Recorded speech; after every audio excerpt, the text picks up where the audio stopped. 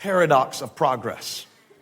That's the first thing that the Lord showed me in this text, is the paradox of progress. That the further that you go, the further that you see that you have to go. And that is why often progress in our own lives doesn't feel very fulfilling. Take, for instance, my tennis game. You know, I would take some lessons, hit it off the ball machine, hit it with my instructor, go out and beat Holly a little bit, give her the alleys, still whip her, don't even feel bad about it. That's what I do. And then go play somebody else who started playing, younger and got their strokes early and realized I hadn't learned anything. So I've retired from tennis like 10 times in the last couple of years. I keep quitting and coming back. Reason I keep coming back, I like my instructor. He's a good guy. And one of the reasons I like him, he comes to the church. Now, he didn't always come to the church. When I first started going out there, he didn't come to the church. He watched me on TV a little bit. And he said, I'm going to come one day. I said, you keep saying that. And so when my Clemson Tigers beat his Georgia Bulldogs, just like my Clemson Tigers beat all of y'all this year, He lost a bet. He came to church. He hasn't left. And God's done a work in his life. His name is Robert. Robert's a good teacher because he knows when to push. I think I'm going to preach a sermon one day about knowing when to push. Wouldn't that be a good sermon for parenting even? And knowing when to push. And he's kind of good about that. And so he knows when to push and when to back off and all of that. But he said something recently to me about my frustration level that became a metaphor for life. And I didn't know that he was going to give me therapy on the tennis court. I'm getting 2 for 1. It's kind of efficient. But he stops the lesson one day after I'd done something stupid. And I yelled at myself. I always yell at myself. I do something stupid, make noises and all that. And he stopped the lesson. He goes, I've noticed something about you. You only make noise out here when you do something wrong. You don't ever open your mouth when you do something right. Even when I tell you good shot, you don't say anything back. You drop your head even after a good shot. He said, what's up with that? We got to get you a fist pump so you can have a way when you make a shot. Now, in my mind, I'm thinking, I'm not going to be that guy. You know what I'm saying? That guy that acts like he won Wimbledon because he did good on his tennis lesson when his instructor put it in the right place so he could hit it. I am not going to be that guy. So I told him, no, man, I'm not really into all that. I'm not Rafa. I'm not going out there like, it's in the U.S. Open. But he said, you need to consider this, because if you don't learn how to celebrate your strengths, you can't address your weaknesses. Fast forward a couple weeks or months later, I was here at the church for a recital for our worship academy. We have a program to teach young kids music who have some talent and want to use their gifts for the Lord, who want to jam for the Lamb. I was playing with y'all. I came out because my kids are in it. And Graham rocked his song on the bass, rocked it on the bass. And I'm trying to teach him the bass is the real instrument of music. A lot of people underestimate the bass, but the bass is the pocket. So I got Graham on the bass. He's rocking it. He's 8. And Elijah is on the drums and learning some piano. And they both did great. I mean, I'm not biased. They both slayed it in their performance, rehearsal, worship, whatever it was called, recital. Afterward, I'm going somewhere with this. It's going to go back to 1 Samuel 14 in a minute about Saul and Jonathan and eventually connect to you. Because I was backstage telling Graham and Elijah how good they did. Now, I told Graham, you nailed it. Graham said, I know. That's how he is. That's Graham. Graham said, I know. I said, no, boy, you were amazing. He said, I know. That's Graham. His song a couple years ago was You Could Tell Everybody. You remember that song? You Could Tell Everybody, I'm the man. And since I'm the man rhymed with Graham, he had his own song. Pray for him. But that's Graham. Graham said, I know. Elijah on the other hand, I looked over at him and he was looking at a piece of paper which the instructors had given to each student. And at the top of the paper was all the accomplishments of that student that year and all of the strengths of that student that year. But he wasn't looking at that part. He skipped past that part, and he was down at the bottom, which was only about 20% of the page. There's 4 paragraphs of Elijah shows incredible potential in this area, and he has impressed me with his ability to. He wasn't reading any of that. He's down at the bottom of the page reading areas for improvement. And I went back to Robert that next week, and I said, I'm ready to learn how to celebrate my strengths, because I see it in my son. And if he's trained by example to always look at the bottom of the page for what he needs to work on before he gets fed from the top of the page by seeing what he did well, he will not be able to sustain his progress in life. But I said, Robert, I don't want to go over the top with this, man. I can't fist pump. I can't do all that. That's a little ridiculous. He said, all right, let's start here. Slap your leg. When you make a good shot, just on the way back to the line, slap your leg. So I've been doing it. Not just on the tennis court now. I walk around the house.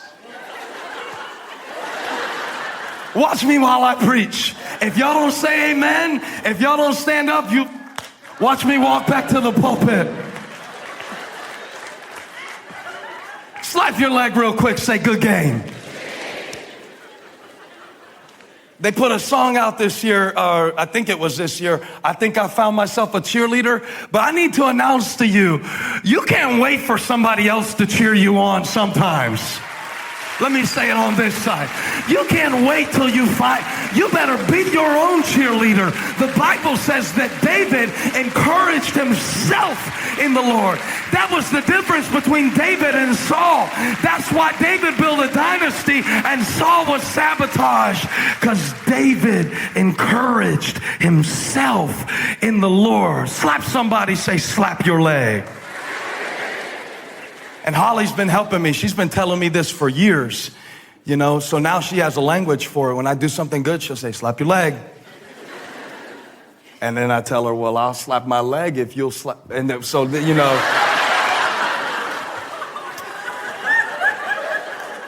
Preacher's not allowed to have fun. What's wrong with y'all? Y'all ain't gonna take my honey. I'm gonna get something sweet every once in a while and praise him. Leave the church. I wish you would. But look, it's the paradox of progress. It's like the fact that Saul wanted to win so badly is what kept him from winning eventually. Look at it in the text. Come on, slap your leg one time. Just get in the rhythm. It says in verse 24, the Israelites were in distress that day. Everybody shout, that day. That day. They were in distress that day. But if you back up a verse before that to verse 23, which is before verse 24.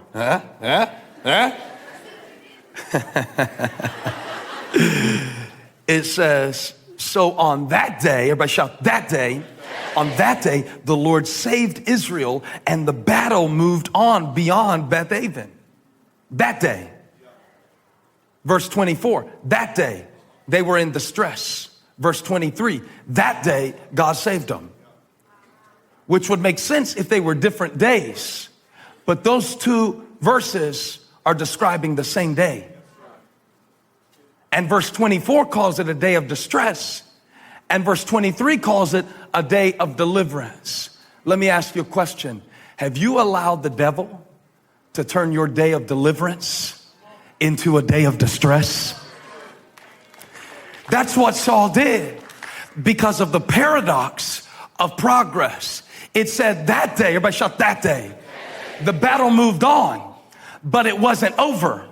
And so Saul made an oath. He said, until this battle is over, nobody's going to eat anything until the battle is over. And often that's how we come into a new year. Until I lose 50 pounds, I'm not going to eat.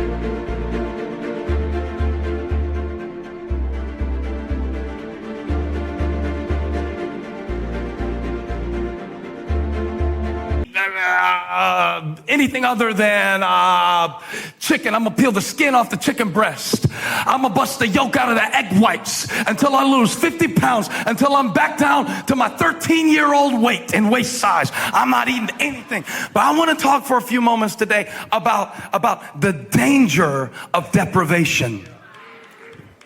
The danger of deprivation. Not the danger of discipline, but the danger of deprivation.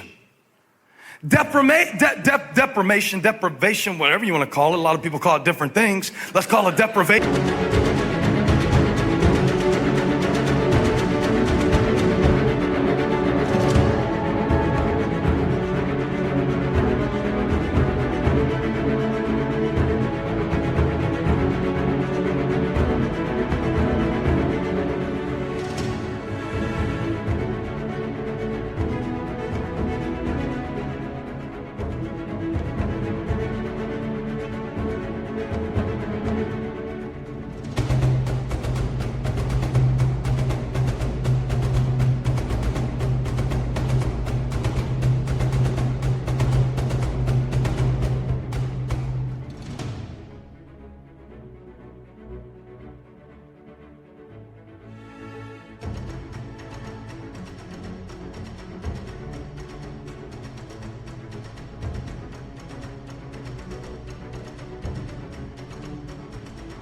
Today, deprivation is often disguised as discipline. But anytime you define your resolutions and goals more by what you won't do than what you will do, you will always disrupt your development because of the danger of deprivation. I'm gonna help somebody today. I'm gonna set somebody free. I'm gonna let you see why you're in a weak state entering this year. It might not be because God didn't provide the strength. It may be because you refuse to eat the strength that He provided. And listen, I get Saul. He was driven. Some of you need a little bit more of Saul in your life.